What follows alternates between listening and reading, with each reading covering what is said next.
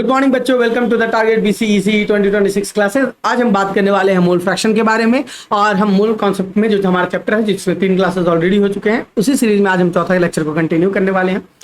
आज हम पढ़ाई करें उससे पहले एक बहुत ही प्यारा कोट हमारे सामने है। इस कोट को हम लोग पढ़ते हैं और देखते हैं कि इससे हमें जीवन में क्या सीख मिलता है। तो हमारे सामने लिखा हुआ है, थक जाने पर भी कभी रुकना मत, थक जाने पर भी रुकना मत, क्योंकि आज का एक एक पेज कल तुम्हारी कहानी बताएगा। तो आज जो भी आज आप लिख रहे हो, आज जो भी मेहनत आप कर रहे हो, एक एक पेज जो भी आप मेहनत कर रहे हो, लिख रहे हो, इतनी देर रात तक जाग के, सुबह तक जाग के पढ़ रहे हो आप, ये सब कल तुम्हारे फ्यूचर में, तुम्हारे कैरियर में, तुम्हारे एड ऑन होता चला जाएगा, है ना। तो आज का एक एक पेज तुम्हारी कल कहानी बतलाने वाला है। तो चलो इसी पॉजिटिव एटीट्यूड के साथ आज हम अपने क्लास को शुरू करते हैं। सबसे पहला टॉपिक जो आज हम पढ़ने वाले हैं that is mole fraction. What is mole fraction? तो जैसा कि हमारे सामने नाम जो सजेस्ट कर रहा है that is fraction of mole, यानी अगर कोई चीज हम लोग यूज करते हैं तो उसमें क्या फ्रैक्शन है सॉल्यूट का, क्या फ्रैक्शन है सॉल्वेंट का, इसकी हम चर्चा करने वाले हैं मोल फ्रैक्शन में। तो चलिए पढ़ते हैं।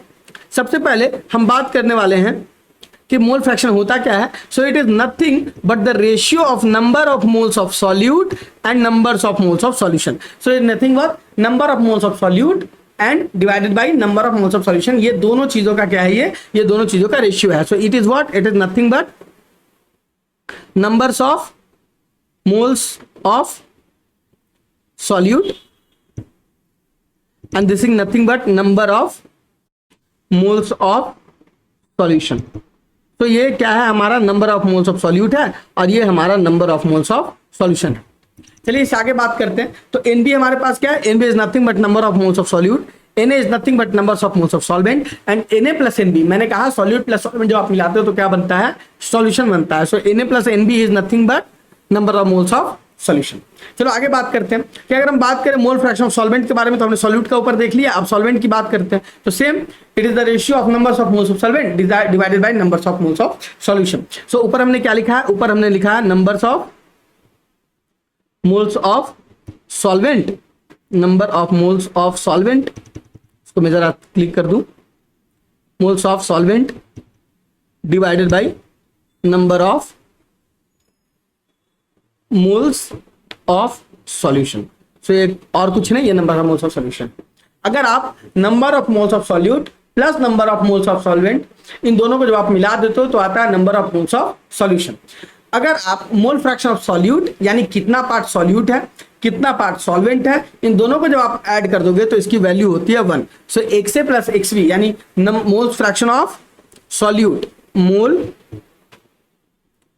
Fraction of solute plus mole fraction of solvent, इन जब दोनों को आप ऐड करोगे तो जो वैल्यू होगी that is 1। So x is what, या मोल्स ऑफ सॉल्यूट की मैं बात करूं तो वो क्या है हमारा, तो मोल्स ऑफ सॉल्यूट जो हमारा है वो क्या है, वो हमारा 1 माइनस का एक्स बी होने वाला है ना। चलो मैं इसे थोड़ा सा करेक्ट कर दूं, solvent plus solute, solvent plus solute. एक क्वेश्चन हमारे पास बड़ा प्यारा सा क्वेश्चन है, इस क्वेश्चन को अपन कर लेते हैं और फिर हम देखते हैं कि कैसे इस क्वेश्चन को किया जाएगा। तो एक solution of urea is 6% by weight, is 6% by weight, find mole fraction of urea. So find mole fraction of urea. तो क्या कह रहा है कि सॉल्यूशन है यूरिया का जिसमें यूरिया कितना है, 6% है, 6% बाय वेट। ओके, सो एक सॉल्यूशन है हमारे पास, तो सॉल्यूशन कितना होगा, सॉल्यूशन इज नथिंग बट 100 और कुछ नहीं लिख रखा है। तो याद रखना अगर कुछ भी नहीं लिख रखा है तो सॉल्वेंट हमें लेना है वाटर। अगर कुछ भी सॉल्वेंट मेंशन नहीं कर रखा है तो ऑलवेज सॉल्वेंट होता है वाटर। वाटर को अपन यूनिवर्सल सॉल्वेंट भी कहते हैं। Water is also known as universal solvent, इसको अपन यूनिवर्सल सॉल्वेंट भी कहते हैं। So water is also known as universal solvent. Solution कितना है 100, कुछ नहीं लिखा तो हम क्या लिखेंगे, अपन लिखने को इसको, आपने को लिखेंगे ना इसको 100 ग्राम, इसको हम लिखेंगे। अब सॉल्यूशन में सॉल्वेंट हमारा है वाटर, सॉल्यूशन में सॉल्वेंट हमारा क्या है, हमारा वाटर होने वाला है। तो हमारा सॉल्यूट क्या है हमारे पास, सॉल्यूट है हमारा urea. Solute is what, urea. Solute is what, urea. अब हमें क्या कैलकुलेट करना है, हमें मोल फ्रैक्शन ऑफ यूरिया कैलकुलेट करना है, यानी हमें मोल फ्रैक्शन ऑफ सॉल्यूट हमें कैलकुलेट करना है। सो हमें मोल फ्रैक्शन ऑफ किसका कैलकुलेट करना है, हमें सॉल्यूट कैलकुलेट करना है। सो मोल फ्रैक्शन को अपन डिनोट किससे करते हैं, तो मोल फ्रैक्शन को अपन डिनोट करते हैं कैपिटल एक्स से, तो एक्स ऑफ यूरिया यानी mole fraction of urea is equal to what, is equal to numbers of moles of solute upon numbers of moles of solution, number of moles of solution, number of moles of solution. So number of moles of solution हम कैसे निकालते हैं? So अपन number of moles of solution निकालने का हमारे पास तरीका है कि number of moles of solute plus number of moles of solvent को क्या कर दो, प्लस कर दो। Number of moles of solvent को क्या कर देना है आपको, प्लस कर देना है। So number of moles of solvent, तो हमारा क्या आ जाएगा, number of moles of solution हमारा आ जाएगा। अब number of moles of solute यानी नंबर ऑफ मोल्स हमें कैलकुलेट करना पड़ेगा यूरिया, तो हमें यूरिया कैलकुलेट करना पड़ेगा, number of moles of urea. जब number of moles of urea का कैलकुलेट करोगे तो आप क्या करोगे, given weight by atomic weight या मॉलिक्यूलर वेट। तो given weight by molecular wait, मैंने ये आपको कहा था कि गिवन वेट को हम लोग स्मॉल डब्ल्यू से इंडिकेट करते हैं और ग्राम मॉलिक्यूलर वेट को हम लोग कैपिटल डब्ल्यू से क्या करते हैं, इंडिकेट करते हैं। So given weight by molecular weight, जब given weight by molecular weight अपन करोगे तो गिवन वेट हमारे पास कितना है, तो हमारे पास यूरिया दे रखा है इसने 6 ग्राम, यूरिया कितना दे रखा है 6 ग्राम, सॉल्यूट हमारा, तो हमारा गिवन वेट हो गया 6 ग्राम। अगर हम बात करें यूरिया के मॉलिक्यूलर वेट की, तो हमारे पास क्वेश्चन में उसने मॉलिक्यूलर वेट दे रखा है that is 60 gram, gram molecular weight represented in gram, और वो हमारा कितना हो गया, वो हो गया हमारा 60 ग्राम। जब आप इसे सॉल्व करोगे so it will approx 1/10, it will approx क्या एग्जैक्टली 1/10, और हम इसको लिखेंगे 0.1। तो कितना मोल हो गया हमारे पास, 0.1 मोल हो गया यूरिया का। अब जरा हम मोल्स ऑफ सॉल्वेंट कैलकुलेट कर लेते हैं। तो याद रखना अगर सॉल्यूशन 100 ग्राम का है तो सॉल्वेंट कितना होगा, तो मैंने कहा कि solution is equal to solute plus का सॉल्वेंट। तो सॉल्यूशन क्या होता है हमारा, सॉल्यूट प्लस का सॉल्वेंट होता है। सॉल्यूशन हमारे पास सॉल्यूशन कितना दे रखा है, तो जरा हम बात कर लेते हैं। तो सॉल्यूशन इज नथिंग बट हमारे पास सॉल्यूशन दे रखा है कितना 100, सॉल्वेंट कितना, सॉल्यूट कितना दे रखा है 6, तो सॉल्वेंट कितना हो जाएगा, सो सॉल्वेंट हो जाएगा हमारे पास, सॉल्वेंट का वेट कितना हो जाएगा, तो सॉल्वेंट का वेट हो जाएगा हमारे पास 100 minus 6 that is 94 gram. so that is what 94 gram. so 94 ग्राम के अप्रॉक्स हमारे पास सॉल्वेंट आ गया। क्लियर है पॉइंट, यहां तक कोई दिक्कत वाली बात नहीं है। अब सॉल्वेंट हमारे पास कौन है, तो सॉल्वेंट है हमारे पास वाटर। तो वाटर का अगर नंबर ऑफ मोल्स निकाले तो given weight by atomic weight, तो अगर वो आप कैलकुलेट करते हो तो इसका गिवन वेट कितना है हमारे पास 94, एटॉमिक वेट कितना होता है वाटर का, सो दैट इज 18। वाटर का एटॉमिक वेट हमने ऑलरेडी पढ़ रखा है H2O, कितना हो जाएगा एटॉमिक वेट, तो याद रखो 2 × 1 + 1 × 16, क्योंकि एक ऑक्सीजन एटम है तो 16, 2 हाइड्रोजन एटम है तो 2 × 1, so it is equal to 18। जब आप इसे सॉल्व करोगे तो सॉल्व करने के बाद कितना आएगा, तो 18 × 5 = 90, 18 × 5 = what 90, in hand 4, so 40, so 18 × 2 = 36, 18 × 2 = 36, 5.22 moles. तो 5.22 मोल किसके आगे, हमारे वाटर के आगे। चलो इसको अपने सवाल में अपन पुट करते हैं, क्वेश्चन को सॉल्व करने की कोशिश करते हैं। तो क्या हो गया, x urea is equal to number of moles of solute कितना है, तो 0.1, मोल्स ऑफ सॉल्यूशन कितना हो गया 0.1 प्लस के 5.2, मैं इसको 5.2 ही ले लेता हूं। अगर आप इसको सॉल्व करोगे सो 0.1 अपॉन 0.53, 5.3 आ गया हमारे पास। क्या आ गया हमारे पास, 5.3 हमारे पास आ गया मोल ऑफ सॉल्यूशन।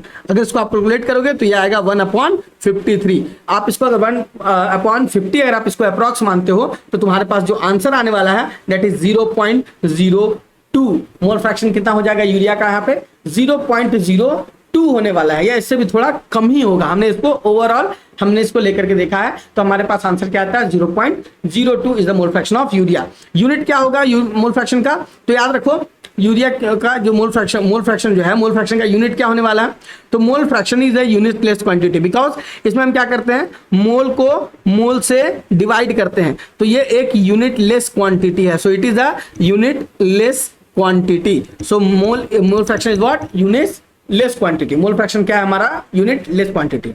चलो आगे की ओर चर्चा करते हैं। तो हमने मोल फ्रैक्शन कैलकुलेट करके देखा। अब हम बात करते हैं परसेंटेज बाय वेट की, कि हमको किसी भी सब्सटेंस में हमको देता है कि कोई एक सॉल्यूशन है, एक सॉल्यूशन में जो सॉल्यूट है या जो सॉल्वेंट है ये इसका इतना परसेंटेज बाय वेट है। तो what is the percentage wait, आप वेट का सॉल्यूट वेट माफ करना, मैं फिर से एक बार रिकॉल कर देता हूं कि एक सॉल्यूशन है उसमें सॉल्वेंट भी होगा सॉल्यूट भी होगा, तो कोई जो सॉल्यूट है इसका वेट इतना है, तो बताओ कि परसेंटेज में ये कितना होगा, परसेंटेज वेट कितना होगा। फॉर एन एग्जांपल एक क्वेश्चन है हमारे पास, जरा मैं इसको करके तुम्हें दिखा दूं। सो 10 gram of sugar present in 50 gram of solution. तो हमारे पास अब देखो जो भी रहे उसको पहले लिख लिया करो। सबसे पहला मेरा जो अप्रोच रहा है शुरू से क्वेश्चन करने का कि what ever is given in data, question को जो डेटा दे रखा है उसके डेटा को तुम पहले लिख लिया करो। तो हमारे पास सॉल्यूशन सबसे पहले जो क्लियर कट हमें समझ में आ रहा है वो है सॉल्यूशन, और सॉल्यूशन है हमारे पास 50 ग्राम। 50 ग्राम। अच्छा, शुगर देखो यहाँ पे 10 ग्राम है, यानी 40 ग्राम क्या होगा, सॉल्वेंट होगा। तो हमारे पास जो सॉल्यूट है वो हमारे पास है शुगर। सॉल्यूट हमारे पास क्या है, शुगर। और शुगर कितना है हमारे पास, 10 ग्राम है। शुगर कितना है हमारे पास, 10 ग्राम है।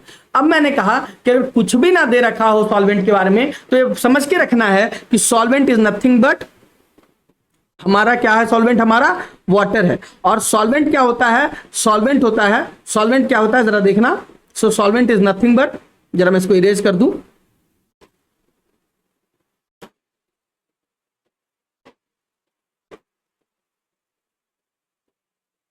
सो solvent is nothing but, solvent क्या होता है हमारा, so solvent is nothing but solution minus solute. So solvent is nothing but solution minus solute. अब क्या होगा कि हमारे पास सॉल्वेंट कितना है, सॉल्यूशन कितना है 50, सॉल्यूट कितना है 10, तो हमारे पास सॉल्वेंट कितना हो जाएगा 40 gram. So 40 grams of solute is there, solvent is there in our question. ठीक है, आई पसंद में, यहां तक कोई दिक्कत है तो हमने सॉल्यूशन देख लिया, हमने सॉल्यूट देख लिया, हमने सॉल्वेंट देख लिया। अगर यहाँ पे वाटर से है तो हम इसको सिंपल सिंपल सॉल्यूशन का नाम क्या रख देंगे, हम इसको कहेंगे कि दिस इज शुगर सॉल्यूशन। इसको हम क्या कहेंगे, दिस इज शुगर सॉल्यूशन। याद रखना, अगर कभी सॉल्यूशन में तुम्हें ये ना बताए हो कि सॉल्वेंट क्या है तो तुम्हें 99% of the time 100% of the time सोचना है कि सॉल्वेंट हमारा क्या है, वाटर है। अनटिल और अनलेस वो स्पेसिफाई ना कर दें कि अल्कोहल सॉल्वेंट है, कि बेंजीन सॉल्वेंट है, कि ग्लिसरीन सॉल्वेंट है, कि क्या सॉल्वेंट है, तब तक आपको सॉल्वेंट वाटर मान के चलना है। ठीक है, चलिए अब आगे बात करते हैं, तो अपन क्वेश्चन सॉल्व करते हैं। सो अब हमारे पास सब कुछ हो चुका है, तो परसेंटेज बाय वेट का हम फॉर्मूला लगाते हैं। तो क्या था, गिवन वेट ऑफ सॉल्यूट, तो वेट ऑफ सॉल्यूट कितना है 10 upon weight of solution. Weight of solution कितना है 10 प्लस का 40 इंटू 100। देखो हमारे पास फॉर्मूला क्या है, weight of solute upon weight of solute plus solvent into 100। तो चलो इसको हम कैलकुलेट करके देखते हैं कितना आता है हमारे पास। So it is equal to 10 upon 50, 10 upon 50 into 100 2, तो आ गया हमारे पास 20%। सो 20% शुगर सॉल्यूशन है, this is known as the 20% sugar solution. So ये 20% शुगर सॉल्यूशन हमारे पास हमें देखने को मिल रहा है। अब हम बात करते हैं परसेंटेज बाय वॉल्यूम की। कुछ नहीं करना है, जैसे हमने वेट रखा है वैसे हमने वॉल्यूम रख लेना है। सो वॉल्यूम ऑफ सॉल्यूट, अगर यहाँ पे तो मैं सिर्फ सॉल्यूट के पर्सपेक्टिव से दिखा रहा हूँ, ये सॉल्वेंट रहेगा तो सॉल्वेंट के पर्सपेक्टिव से क्या हो जाएगा, अगर मैं सॉल्वेंट के पर्सपेक्टिव से परसेंटेज वॉल्यूम निकालने की कोशिश करूँ, सो सॉल्वेंट के पर्सपेक्टिव से क्या हो जाएगा, सॉल्वेंट के पर्सपेक्टिव से ये हो जाएगा volume of solvent upon volume of solution times 100। बस इतना ही आसान है। तो चलो हमारे पास जो क्वेश्चन है उस क्वेश्चन को करके देख लेते हैं। क्या क्वेश्चन है हमारे पास, सो 20 ml ऑफ इथेनॉल, ये इथेनॉल है, C2H5OH क्या है, इथेनॉल है, mixed with 30 ml of water. चलो इसने तो बता ही दिया कि हमारे पास वाटर है, हमारे पास क्या, हमारे पास सॉल्यूशन दे रखा है उसने, हमारे पास जो सॉल्वेंट है वो हमारा वाटर रहने वाला है। So find the volume percentage, find the volume percentage. अब यहाँ पे इसने स्पेसिफाई नहीं कर रखा है कि मैं C2H5OH की वॉल्यूम परसेंटेज बतानी है क्या मैं वाटर की बतानी है, मैं यहाँ पे दोनों करने वाला हूँ। सो मैं यहाँ पे दोनों फाइंड आउट करूंगा, मैं यहाँ पे सॉल्यूट की भी फाइंड आउट करूंगा और मैं यहाँ पे सॉल्वेंट की भी फाइंड आउट करने वाला हूं। ठीक है, तो चलो पहले सॉल्यूट का फाइंड आउट कर लेते हैं। सॉल्यूट का कैसे फाइंड आउट करेंगे, percentage of C2H5OH, percentage of C2H5OH, percentage of C2H5OH क्या होने वाला है हमारा, so percentage of C2H5OH will be equal to, अब हमारे पास क्वेश्चन में सब कुछ कर रखा है, मैं कुछ भी करने की जरूरत नहीं है। तो 20 ml C2OH है, वॉल्यूम उसका दे रखा है, और 20 प्लस का 30, तो सॉल्यूशन कितना हो गया 50 ml का सॉल्यूशन हो गया, टाइम्स 100, तो 20 अपॉन 50 टाइम्स 100 क्या होगा 2, सो इट इज 40%। सो ये कितना आ गया हमारे पास 40% आ गया। सॉल्वेंट का तुम निकाल सकते हो डायरेक्टली भी 100 माइनस 40 करके, जो हमारा 60% आएगा, लेकिन फिर भी चलो हम कैलकुलेट करके देख लेते हैं। सो ये क्या हो जाएगा हमारे पास, percentage of H2O will be equal to 30, क्योंकि हमारे पास 30 ml ऑफ वाटर है, अपॉन 50 हमने 20 प्लस 30 को अभी हमने कैलकुलेट किया, इंटू 100 कैलकुलेट करेंगे तो आएगा 50 टू द 100, तो हमारे पास कितना आएगा 60% क्या आएगा हमारे पास वाटर है, 60% वाटर है। और इथेनॉल कितना हमारे पास, इथेनॉल हमारे पास है 40%। C2H5OH 40% है और वाटर हमारे पास 60% है। चलिए आगे बढ़ते हैं। अब हम बात करते हैं लिमिटिंग रिएजेंट के बारे में। So now we are talking about the limiting reagent. What is limiting reagent? कि लिमिटिंग रिएजेंट क्या है? Substances which is completely reacts during the chemical reaction is known as the completely reacts during the chemical reaction is known as the limiting reagent. मतलब वो substance, कोई reaction हो रहा है, ठीक है, तो कोई रिएक्शन हो रहा है और जैसे मैं इसे ऐसा समझो, मैं तुम्हें समझाता हूँ कि आज ना तुम्हें फास्ट फूड खाने का मन है और फास्ट फूड में तुम्हें मंचूरियन खाने का मन है। मुझे मंचूरियन बहुत अच्छा लगता है, टू बी ऑनेस्ट मैं तुम्हें बताता हूँ। और तुम जो जनरली है वो क्या करता है, तुम 5 या 6 रोटी तुम खाते हो, ठीक है, और आज भी तुमने मंचूरियन मंगाया है खुद के लिए, तुमने खाना चालू किया, मंचूरियन के साथ तुम रोटी खाते हो मस्त एकदम। तो अब क्या हुआ कि मंचूरियन जो है वो 2 रोटी या 3 रोटी पे मंचूरियन खत्म होते हैं, अब बचा रोटी से, तो क्या अकेले रोटी खाओगे? क्या अकेले रोटी खाओगे? ऑब्वियस बात है, नहीं खाओगे। क्यों? क्योंकि जब तक मंचूरियन चल रहा था तब तक क्या है, रोटी चल रहा था। तो यहाँ पे जो मंचूरियन जो तुम्हारा हो गया वो हमारे रिएक्शन में लिमिटिंग रिएजेंट हो गया। वो चीज जिसके बाद रिएक्शन रुक जाए, वो चीज जिसके खत्म होने पे रिएक्शन रुक जाए, जो लिमिट कर दे रिएक्शन को, वो लिमिटिंग रिएजेंट है। यानी जिसका एक फिक्स लिमिट था, लिमिटिंग उसका खत्म हो गया, वो रिएक्शन में पूरा खप गया, तो लिमिटिंग रिएक्शन, वो रिएक्शन जो हो गया वो लिमिटिंग रिएजेंट कहलाता है। तो सॉरी, रिएक्शन नहीं, वो रिएजेंट जो है वो लिमिटिंग रिएजेंट कहलाता है। मैं फिर से एक बार इसको रिकॉल कर देता हूं। मैं ये कहना चाह रहा हूं कि suppose that there is a reaction, suppose that there is a reaction, suppose that there is a reaction. चलो मैं दिखाता हूं तुम्हें। So suppose that there is a reaction A + B और बनाता है C, और B जो है वो रिएक्शन में खत्म हो गया, पहले ही खत्म हो गया, वो एंड हो गया, ठीक है, और A बचा हुआ है, A अभी भी रिमेनिंग है, A अभी भी क्या है, रिमेनिंग है। तो यहाँ पे और तो C पूरा बनेगा, C जितना बनना चाहिए, जितना A + B मिलकर के जितना अमाउंट ऑफ C बनना चाहिए, क्या उतना बनेगा? नहीं बनेगा। सो B here is the limiting reagent. ये क्या हो गया हमारा? ये हमारा हो गया लिमिटिंग रिएजेंट, ठीक है। सो जो चीज रिएक्शन में कंप्लीटली खत्म हो जाती है ड्यूरिंग केमिकल रिएक्शन, उस सब्सटेंस को अपन कहते हैं that is limiting reagent. Clear है बात? आगे बात समझ में, आगे बढ़े। चलो क्वेश्चन करके देखते हैं।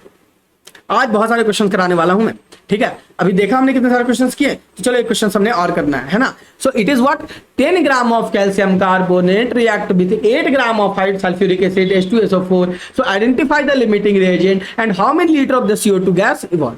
यहाँ पे एक बहुत मस्त कॉन्सेप्ट हम पढ़ने वाले हैं और उस कॉन्सेप्ट का नाम है स्टिचोमेट्री। स्टिचोमेट्री अभी थोड़ी देर बाद में पढ़ाऊंगा तुम्हें, लेकिन उसका नाम अभी बस याद रखो कि हम स्टिचोमेट्री करके कुछ तो भी पढ़ने वाले हैं। मैं इस क्वेश्चन को करके दिखा देता हूं, उसके बाद हम आगे बढ़ेंगे। So it is 10 gram of calcium carbonate react with 8 gram of H2SO4. So identify the limiting reagent, यानी वो कौन सा चीज है जो रिएक्शन में पहले खत्म हो जाएगा, and how many liter of CO2 gas, और कितना गैस CO2 इवॉल्व हो। तो याद रखना, पहले तो ये जो रिएक्शन लिखा हुआ है, जब भी तुम्हारे पास कोई रिएक्शन लिखा हुआ है तो पहले तो चेक करो कि क्या वो रिएक्शन सही सही लिखा हुआ है कि नहीं लिखा। If that reaction is completely true, यहाँ पे जो रिएक्शन लिखा है वो सही है, ठीक है, तो अब उसके एटम्स को आप बैलेंस कीजिए, उस रिएक्शन को बैलेंस कीजिए। रिएक्शन को बैलेंस करने का क्या मतलब है कि आप देखिए कि सारे, मैं तुम्हें सिखाऊंगा रिएक्शन बैलेंसिंग, सारे एलिमेंट जो एटम, सारे एलिमेंट के जो एटम है वो रिएक्टेंट और प्रोडक्ट साइड में इक्वल है कि नहीं है। फॉर एग्जांपल इस साइड में आपको कैल्शियम दिख रहा होगा, एक कैल्शियम एटम है, यहां पे भी एक कैल्शियम एटम है, यहां एक कार्बन एटम है, यहां पे भी एक कार्बन एटम है, यहां 3 ऑक्सीजन यहां है, 4 ऑक्सीजन यहां है, तो हम इसको प्लस कर देंगे, and will equal to 7 oxygen atom. So ये क्या हो गया, 7 ऑक्सीजन एटम इधर है। हम इधर देख लेते हैं, 4 ऑक्सीजन एटम यहां, 2 6 और 1 7, तो 7 ऑक्सीजन एटम, ये भी सही है भाई। हमारे पास 2 हाइड्रोजन एटम है, तो हमारे पास 2 हाइड्रोजन एटम है। 1 सल्फर एटम है, तो हमारे पास 1 सल्फर एटम। क्लियर है पॉइंट? तो हमारा सारा रिएक्शन जो हमारा बैलेंस है। अगर तुमने बैलेंस केमिकल इक्वेशन लिख लिया है तो याद रखना कि 1 मोल कैल्शियम कार्बोनेट, क्यों मैं 1 मोल ही बोल रहा हूं क्योंकि यहाँ पे कुछ नहीं लिखा हुआ है तो 1 लिखा हुआ, यहाँ पे भी कुछ नहीं है तो 1 है, यहाँ पे भी 1 है, यहाँ पे भी 1 है और यहाँ पे भी 1 है। So 1 mole of calcium carbonate, 1 mole of calcium carbonate reacts with 1 mole of H2SO4 to produce 1 mole of calcium sulphate, फिर to produce 1 mole of calcium sulphate and liberate क्योंकि ये गैस है तो बाहर निकल जाएगा, liberate 1 mole of carbon dioxide and 1 mole of water. ये आप कह सकते हो, ये आप कह सकते हो, क्योंकि सबके आगे एक एक लिखा हुआ अगर 2 रहता तो मैं कहता कि 2 मोल रिएक्ट्स विद दैट। ठीक है, फॉर सपोज दैट यहाँ पे कैल्शियम कार्बोनेट के आगे 2 रहता, H2SO4 के आगे 3 रहता, तो मैं कहता 2 moles of the calcium carbonate react with 3 moles of the H2SO4। पर यहाँ पे सबके आगे एक है, तो मैं कह रहा हूँ कि 1 mole of calcium carbonate reacts with 1 mole of sulphuric acid to produce 1 mole of calcium sulphate and liberate 1 mole of carbon dioxide gas and liberate 1 mole of water vapour. ठीक है, यहाँ तक कोई डाउट नहीं। अच्छा, अब क्या करो, सबके एटॉमिक मास को तुम, मॉलिक्यूलर मास को तुम लिख लो। तो कैल्शियम कार्बोनेट का मॉलिक्यूलर मास कितना हो जाएगा? सो कैल्शियम का वेट होता है 40, कार्बन डाइऑक्साइड का जो वेट होता है दैट इज सॉरी कार्बन का जो वेट है वो 12, और यहाँ पे 3 ऑक्सीजन का वेट है, तो मैं इसे लिखूंगा 48। इन सबको प्लस कर दूं तो कितना हो गया? 48 प्लस 12 प्लस 40, तो 48 प्लस 12 प्लस 40 हो गया तुम्हारे पास 100। कितना हो गया? 100। तो इसको ग्राम में रिप्रेजेंट कर दो, ग्राम मॉलिक्यूलर वेट। सबके ग्राम मॉलिक्यूलर वेट। यहाँ पे मैंने क्या लिखे हैं? यहाँ पे मैंने नंबर ऑफ मोल्स लिखे हैं सबके। ये सीखो, ये बहुत इंपॉर्टेंट है। यहाँ पे मैंने सबके ग्राम मॉलिक्यूलर वेट लिखे हैं। ठीक है, यहाँ पे मैंने क्या लिखे हैं? सबके ग्राम मॉलिक्यूलर वेट लिखे हैं। ठीक है, ये बहुत इंपॉर्टेंट है, सीखो, इसे लिखना सीख जाओगे, आधी स्टिचोमेट्री खत्म, आधा मोल कॉन्सेप्ट खत्म। मोल कॉन्सेप्ट इसी को घुमा घुमा के सवाल बनाते हैं, वो हजारों सवाल इसी पे घुमा घुमा के बनाते हैं। ठीक है, 100 ग्राम। अब H2SO4 1 मोल, इसका जो एटॉमिक वेट होता है वो 98 होता है, पर मैं तुम्हें करके दिखला देता हूं। सो इट इज 2 हाइड्रोजन के लिए 2, 1 सल्फर के लिए 32 और 4 ऑक्सीजन के लिए होता है 64। ठीक है, तो 4 16 4 जा 64। सो जब आप इसे कैलकुलेट करोगे so it will equal to 98 gram. Calcium sulphate की मैं बात करूं तो कैल्शियम सल्फेट कितना हो जाएगा? सो कैल्शियम 40, सल्फर 32 और ये 64। जब आप इसे प्लस करोगे तो कितना हो जाएगा? So it will equal to 64 plus 32 96, 96 plus 40 is equal to 136। तो कितना हो गया हमारे पास? ये हमारे पास हो गया 136। ठीक है, कार्बन डाइऑक्साइड 1 कार्बन 12 प्लस अगर मैं बात करूं 2 ऑक्सीजन की तो 24। सो ये कितना हो गया हमारे पास? सॉरी, 24 नहीं 32, तो 32 प्लस 12 कितना हो गया? 44। तो 44 ग्राम है ना, 44 ग्राम, ये 44 ग्राम हो गया। सीखो, लिखना सीखो, स्टिचोमेट्री यही है, यही खत्म कर दे रहा हूं मैं स्टिचोमेट्री, बस मैं आगे पढ़ दूंगा, स्टिचोमेट्री सिखा ही रहा हूं यहाँ पे। ठीक है, और 1 मोल ऑफ वाटर यानी 18 ग्राम, क्योंकि वाटर का तो आपको पता है ना कि 18 ग्राम होता है। चलो सिखा दूं क्या? चलो सीख लो, 2 × 16। सो 2 × 16, तो ये 2 × 16 क्या हो गया? 18 ग्राम हो गया। अब इसको अगर 1 मोल है तो 1 मोल में मैं क्या करूंगा कि मैं वॉल्यूम में रिप्रेजेंट करूंगा। किस में रिप्रेजेंट करूंगा? वॉल्यूम में। ठीक है, तो कैल्शियम कार्बोनेट हमारा सॉलिड है तो उसके वॉल्यूम को हम भी यहाँ पे नहीं रिप्रेजेंट करेंगे। H2SO4 गैस को हम लिक्विड फॉर्म में होगा तो उसको भी हम यहाँ नहीं करेंगे। ठीक है, कैल्शियम सल्फेट सॉलिड बनेगा उसको भी हम नहीं करेंगे। जो 2 वेपर बन रहे हैं हम उसको रिप्रेजेंट करते हैं। तो कितना वेपर बनता है? 1 मोल बन रहा है यानी 22.4 लीटर, और मैं कहूंगा कि 22,400 ml यहाँ पे CO2 क्या होगा? लिबरेट होगा। सेम कंडीशन यहां भी मैं वाटर वेपर की बात करूं तो 22.4 लीटर, और मैं बात करूं 22,400 ml क्या होगा? लिबरेट होगा। यहां तक कोई डाउट है क्या? यहां तक कोई डाउट होना भी नहीं चाहिए। ये अगर कर लिया तो हमारे पास सवाल सॉल्व हो गया। इतना ही करने की जरूरत है, सवाल सॉल्व हो गया। सो अब हमारे पास सवाल क्या है कि 10 gram of react with 8 gram of H2SO4। अब बताओ जरा, देखो 100 ग्राम को कैल्शियम कार्बोनेट को रिएक्ट करने के लिए 98 ग्राम, फुल्ली रिएक्शन के लिए 98 ग्राम चाहिए H2SO4 से। सो मैं लिख दे रहा हूं, सो 100 gram of CaCO3 calcium carbonate reacts with 98 gram H2SO4। अगर यह सच है तो हम कहेंगे कि 1 gram of CaCO3 will react with 98/100 gram H2SO4। कोई दिक्कत वाली बात नहीं है, कोई दिक्कत वाली बात नहीं। तो अब हमारे पास है 10 ग्राम, तो 10 ग्राम को कितना चाहिए? सो 10 ग्राम बिकॉज देयरफॉर सो हमें कितना चाहिए? 10 gram will react, calcium carbonate will react with 98 times 100 into 10, 98 times 100 into 10, यानी 1 0 से 1 0 खत्म हो गया। सो हमारे पास आया 9.8 ग्राम ऑफ, क्या हमारे पास आ गया? 9.8 ग्राम ऑफ H2SO4। सो क्या हमें चाहिए? 9.8 ग्राम ऑफ H2SO4 चाहिए। ये तो रिक्वायर्ड है भैया, इतनी तो चाहिए अपने को, फुल्ली रिएक्शन होने के लिए इतनी चाहिए। ठीक है, रिक्वायर्ड है। ठीक है, ये तो रिक्वायर्ड हमारे। अब जरा क्वेश्चन को देख लेते हैं। क्वेश्चन क्या कह रहा है? 10 gram of calcium carbonate reacts with 8 ग्राम। अब बताओ क्या ये रिएक्शन कंप्लीट होगा? क्या ये रिएक्शन कंप्लीट होगा? बिल्कुल नहीं। हमें कितनी चाहिए? 9.8 ग्राम। दे कितना रखा है? H2SO4। चलो हम यहां पे इसको सॉल्व कर लेते हैं। सो गिवन कितना है, given H2SO4 is 8 gram. Required कितना है, रिक्वायर्ड H2SO4 इज कितना हमारे पास रिक्वायर्ड है, सो 9.8 ग्राम। तो क्या ये कंप्लीट है, क्या ये कंप्लीट है, नहीं। सो H2SO4 हमारा क्या है, इसलिए so H2SO4 is are is limiting reagent. आर क्या हमारा थोड़ी है ये, ठीक है, इज लिमिटिंग रिएजेंट। ये हमारा क्या है, लिमिटिंग रिएजेंट है। यहां तक कोई डाउट है, कोई डाउट।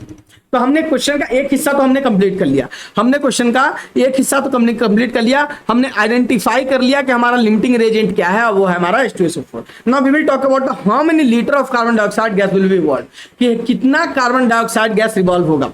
तो आप पहले देख लेते हैं कि अगर ये लिमिटिंग रिएजेंट है तो रिएक्शन तो अब इसके हिसाब से होगा। अब तो क्या है हमारे पास, कैल्शियम कार्बोनेट के हिसाब से रिएक्शन तो होगा नहीं, तो रिएक्शन इसके हिसाब से होगा। तो हम कहानी को रिवर्स कर देते हैं। तो कहानी को रिवर्स कैसे करेंगे, that 98 gram H2SO4 needs 100 grams of calcium carbonate. Calcium carbonate कितना चाहिए हमारे पास, 100 ग्राम चाहिए। तो इसीलिए 1 ग्राम के कितना चाहिए होगा, 100/98 चाहिए होगा। यहां तक कोई डाउट है, कैल्शियम कार्बोनेट।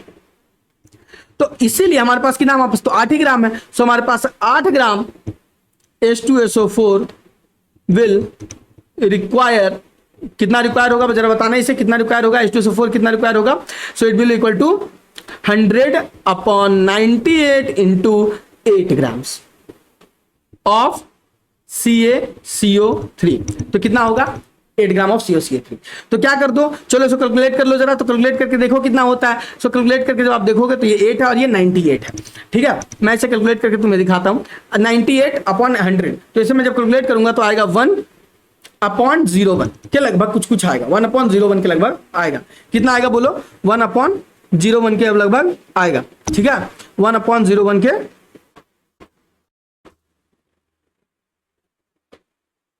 एक सेकंड वेट करना।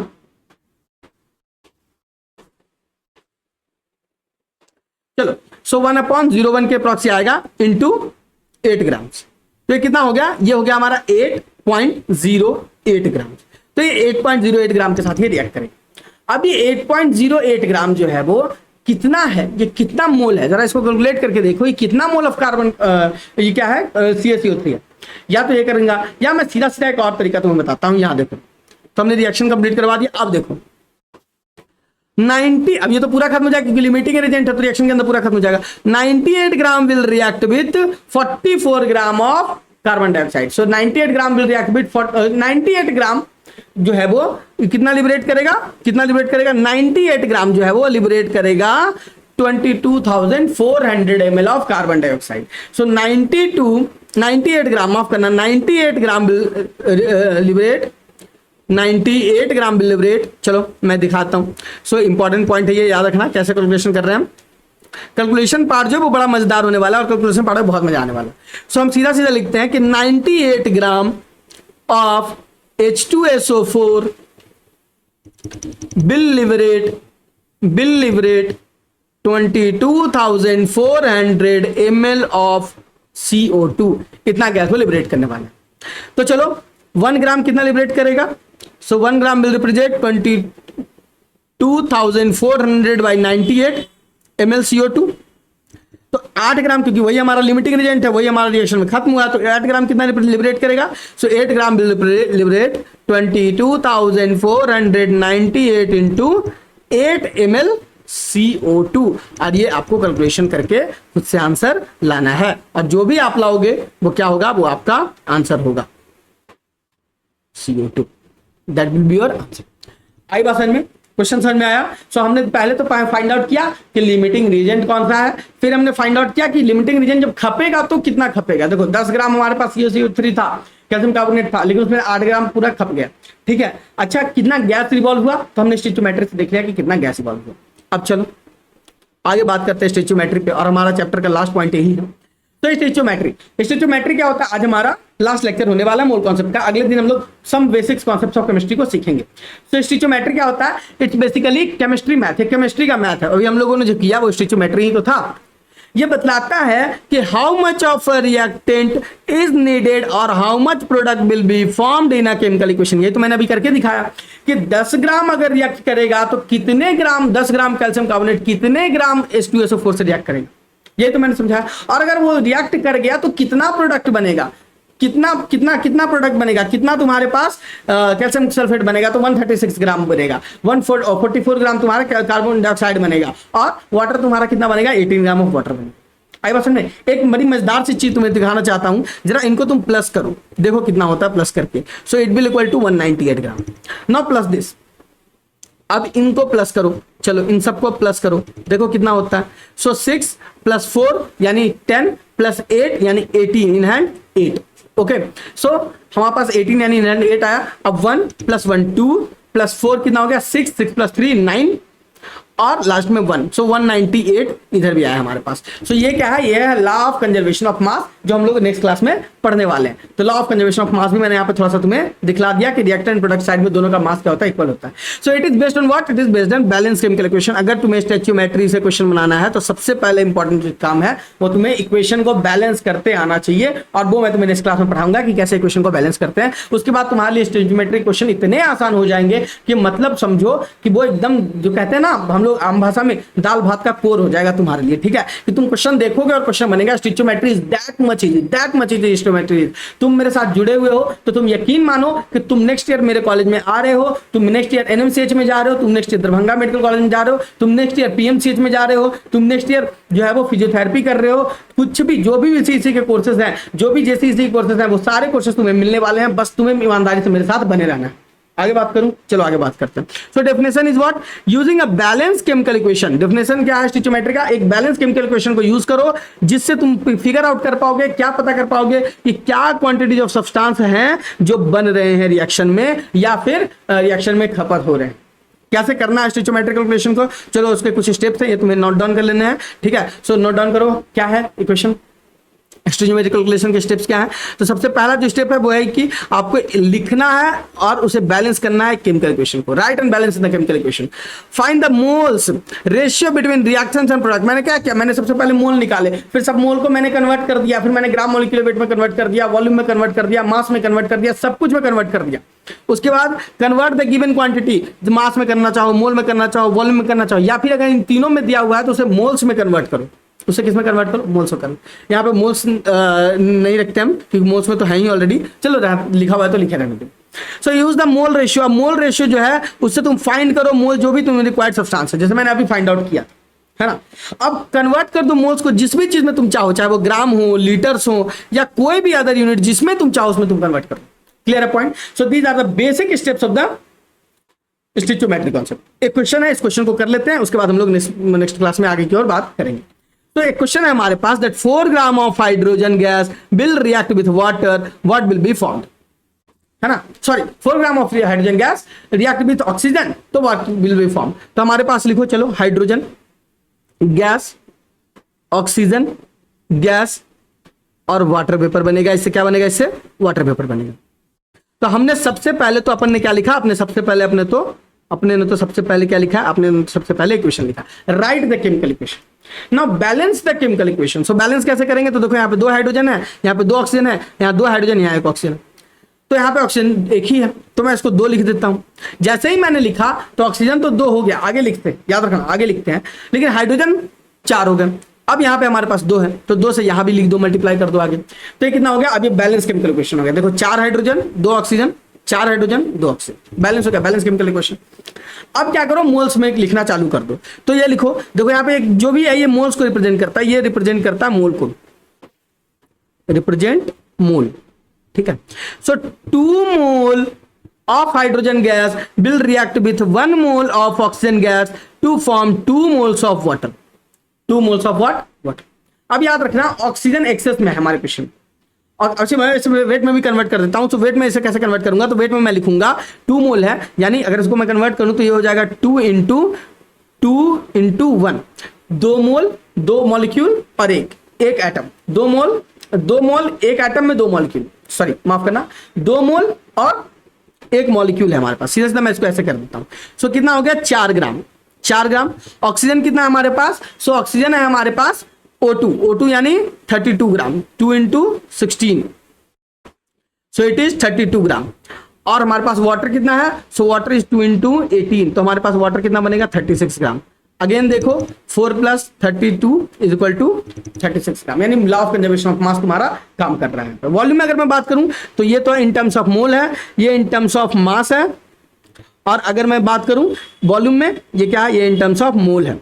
अगर मैं वॉल्यूम में बात करूं तो मैं कहूंगा कि two volume of oxygen reacts with 1 volume, ये अगले दिन में पढ़ाऊंगा तो समझ में आएगा कि मैं क्या कहना चाह रहा हूं, to form 2 volume of water, 2 volume of oxygen react with 1 volume of oxygen to form 2 volume of water. To form what? 2 volume of water. That means कि 2 into 22.4 liter, 2 into 22.4 liter यानी 44.8 liter of hydrogen gas will react with 22.4 liter of oxygen gas to form what? To form what? 2 into 22.4 liter of water यानी 44.8 liter of water. ये हमने question को कर दिया, question break down हो गया, टूट गया क्वेश्चन, बिखर गया क्वेश्चन में कुछ नहीं बचा, बस अब क्वेश्चन देखोगे आंसर आएगा। तो क्वेश्चन क्या कह रहा है, क्वेश्चन कहता है कि 4 ग्राम हाइड्रोजन गैस है हमारे पास, तो कितना वाटर बनेगा बताइए। अरे देखो बड़ा आसान सा सवाल है, 4 ग्राम हाइड्रोजन गैस है आपके पास, तो कितना वाटर बनेगा बताइए, और आंसर तुम्हारा क्या है, answer is your 36 gram. So 36 gram will be your answer. मैंने कहा ना इतना काम कर लो तो क्वेश्चन जो है वो आसान नहीं बहुत आसान हो जाएगा। क्वेश्चन कुछ बचा कहां बताओ, कुछ भी बचा इस क्वेश्चन में? इस क्वेश्चन को हमने कुछ किया ही नहीं, हमने सॉल्व भी नहीं किया, हमने देखा ही नहीं कि क्वेश्चन में क्या है, हमने बस अपने स्टिचोमेट्री जो हमने पढ़ी थी उसको हमने बस फॉलो किया, और स्टिचोमेट्री को फॉलो किया और देखो आंसर मिल गया। सो it is that much easy. तो मोल कॉन्सेप्ट हमारा यहीं पे खत्म होता है। हमने कई सारी चीजें पढ़ी है मोल कॉन्सेप्ट में। हमने मोल कॉन्सेप्ट में ग्राम molecular wait concept, gram atomic weight को पढ़ा, वॉल्यूम को पढ़ा, एसटीपी को पढ़ा, हमने molarity, molality, percentage wait, ppm, PPB पढ़ा, हमने क्या पढ़ा, हमने स्टिचोमेट्री कॉन्सेप्ट पढ़ा, हमने और क्या पढ़ा, हमने मोल फ्रैक्शन को पढ़ा, फॉर्मेलिटी, नॉर्मेलिटी पढ़ा, और काफी सारी चीजें हमने पढ़ी। मोल जितना मैंने तुम्हें पढ़ा दिया that is more than enough. Questions करो, जितने ज्यादा से ज्यादा क्वेश्चंस लगाओ और मोल तुम्हारा क्लियर हो जाएगा। और मोल क्लियर है तो तुम्हारे सारे के सारे चैप्टर्स क्लियर है, याद रखना। अगले दिन एक जो मैं लेक्चर लेने वाला हूं वो लेने वाला हूं मैं बेसिक्स ऑफ केमिस्ट्री के बारे में, ठीक है। उसमें कुछ और मजेदार टर्म्स हम पढ़ेंगे, हम कुछ लॉज के बारे में पढ़ेंगे और बहुत मजा आने वाला है, बहुत एंजॉय करने वाले हैं अपन लोग, ठीक है। तो आज हम यहीं पे अपने क्लास को एंड करते हैं। इससे आगे हम लोग नेक्स्ट क्लास में बात करते हैं। खुश रहिए, हंसते रहिए, मुस्कुराते रहिए, पढ़ते रहिए। मिलते हैं नेक्स्ट क्लास में।